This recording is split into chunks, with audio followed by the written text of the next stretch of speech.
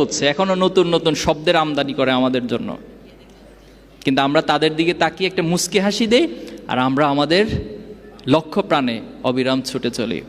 নারী শিক্ষার্থীদের বিষয়ে আমাদের বিষয়ে প্রপাগান্ডা হয়, আমরা নাকি তাদের প্রতি বিদ্বেষ পোষণ করি, অথচ ইসলাম নারীদেরকে সবচেয়ে সম্মানিত করেছেন। আপনি যদি জাহিলিয়াতের সে সময়গুলোকে স্টাডি করেন, ইসলামের পূর্ববর্তী সময়গুলোকে, নারীদেরকে একেবারে একটা বস্তু হিসেবে, একটা প্রোডাক্ট হিসেবে চিন্তা করা হতো।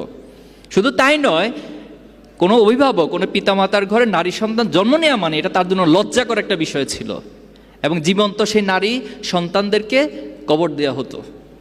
কিন্তু ইসলাম আসার পর সে নারীদেরকে সবচেয়ে সম্মানিত জায়গা দেওয়া হয়েছে। নিঃসন্দেহে হাদিসটা তোমরা শুনেছো, আল্লাহ রাসূলুল্লাহ সাল্লামকে একবার জিজ্ঞেস করা হয়েছে যে আমার কাছে পৃথিবীর মানুষদের মধ্যে সবচেয়ে সম্মানিত কে? তার রাসূলুল্লাহ সাল্লাম বলেছেন তোমার মা। বলেছে এরপরে কে? তোমার মা। এরপরে কে? তোমার মা। এরপরে কে?